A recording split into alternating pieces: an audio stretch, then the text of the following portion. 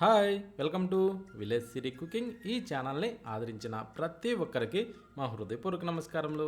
ఇవాళ చాలా అంటే చాలా మంచి రెసిపీతోని మీ ముందుకు వచ్చానండి. చాలా అంటే చాలా బాగుంది. ఈ విధంగా ఒక్కసారి మనం రైస్ చేసామంటే మంచి హెల్దీ అయిన ఫుడ్ అండి.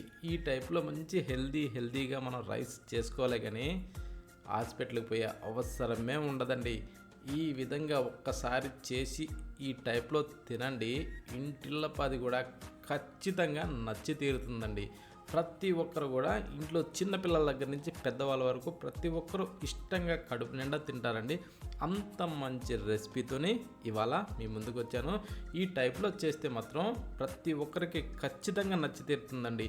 దీన్ని ఎలా చేస్తే అంత మంచి రుచి వస్తుందో, అందరికీ ఎలా నచ్చుతుందో ఒక్కసారి మన కిచెన్లోకి వెళ్ళి ఎలా చేయాలో చూసేద్దాం. ముందుగా మనం ఏం చేయాలంటే ఒక బౌల్లోకి రైస్ తీసుకోవాలండి. నేను ఈ బిర్యానీ రైస్ తీసుకున్నాను, అంటే బాస్మతి రైస్.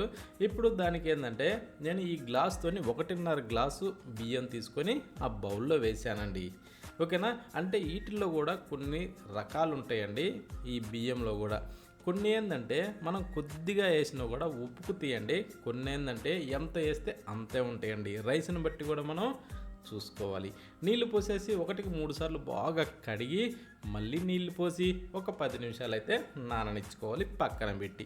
ఇప్పుడు స్టవ్ మీద ఒక ప్యాన్ పెట్టి దాంట్లో ఒక 2 గంటలు ఆయిల్ వేసుకునేసి ఆ తర్వాత కొంచెం వేడెక్కనిచ్చి చెక్క కొద్దిగా ఒక 4-5 లవంగాలు కూడా వేసుకునేసి ఆ తర్వాత 3 యాలకులు వేసి 2 బిర్యానీ ఆకులు వేసుకోవాలి.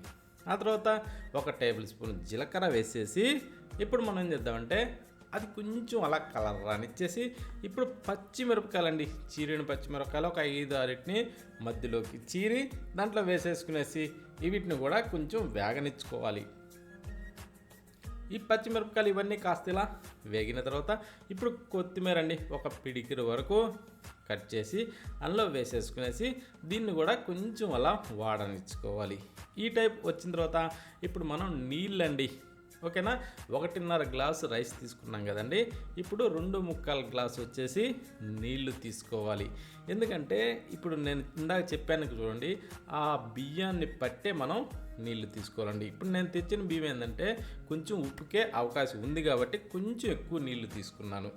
ఆ విధంగా చేసుకోవాలండి. ఇప్పుడు దాంట్లోకి కాస్త సాల్ట్ వేసేసుకునేసి ఇలా బాగా మిక్స్ చేసి ఇప్పుడు మూత పెట్టి మనం ఏం చేయాలంటే ఒక 2 నిమిషాలు కొంచెం మంట హై ఫ్లేమ్లో పెట్టామంటే ఇలా తుకుతుక అంటూ మరిగిపోతాయండి మనం పోసిన ఈ నీళ్ళండి. ఆ విధంగా బాగా నీటిని తెరలనిచ్చి ఇప్పుడు ఇందాక మనం కడిగి శుభ్రంగా నానబెట్టుకున్నాం చూడండి ఒక 10 నిమిషాలు బియ్యం.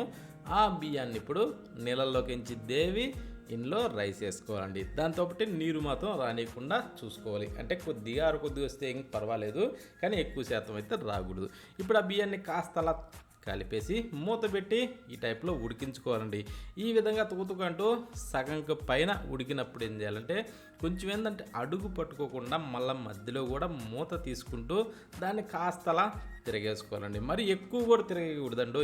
ఎక్కువ తిరిగేసినా కూడా గంజి కట్టే అవకాశం ఉంటుంది, అన్నం మెత్తగా అవుతుంది. అందుకనేసి అల్కోగా అలా తిరిగేసుకునేసి చూడండి ఈ టైప్లో మనం బాగా రెడీ చేసుకోవాలండి. మళ్ళీ మూత పెట్టి, ఓకేనా? ఈ విధంగా బాగా రెడీ అయినాక ఇప్పుడు మీదకించి కాస్త కొత్తిమీరని చల్లేసుకోవాలి. కొత్తిమీరని చల్లిన తర్వాత ఇప్పుడు ఒకసారి దీన్నలా తిరిగేసుకోవాలండి. ఏంటంటే ఈ అన్నం ఏంటంటే ఈ టైప్లో మంచి పులుకుగా ఈ విధంగా ఉడకాలండి. ఈ విధంగా ఉడికితే మనం ఇది ఆరే కొంది మన రెల్లలాగా ఇలా అంటే అలా పడిపోద్దండి. ఆ టైపు రావాలి, ఓకేనా? ఆ టైపు మనం ఉడికించుకోవాలి. చూడండి ఇప్పుడు ఒక్క మెతుకు పట్టుకొని ఇలా అనగానే అలా అయిపోవాలండి. అంటే మరీ సీమిడిలాగా మెత్తగా కాకూడదు, మరీ పుల్లలాగా గట్టిగా ఉండకూడదండి, ఓకేనా? ఆ టైప్లో దీన్ని మనం ఉడికించుకోవాలి. ఈ విధంగా దీన్ని ఇలా సింపుల్గా చేసుకోవచ్చండి. చేయడం కూడా ఎంత ఈజీగా చూశారు కదా. ఇలా బ్రేక్ఫాస్ట్లోకైనా సరే చేసుకోవచ్చు, ఇంకా స్నాక్స్కైనా చేసుకోవచ్చు, ఇలా టిఫిన్ బాక్స్లోకైనా, ఇలా ప్రతి దాంట్లోకి లంచ్కైనా డిన్నర్కైనా ప్రతి టైంలో కూడా దీన్ని తయారు చేసుకోవచ్చండి. మంచి హెల్దీ అయిన ఫుడ్ ఈ విధంగా కానీ చేస్తే మంచి అరుగుదల కూడా అండి. ఇది తిన్నా ఉట్టిగా అరిగిపోద్దండి, ఓకేనా? ఈ విధంగా ఖచ్చితంగా చేసుకోండి. ఇంటిలో అది కడుపు నిండా తినచ్చు. అంత మంచి రెసిపీతో ఇవాళ మీ ముందుకు వచ్చాను.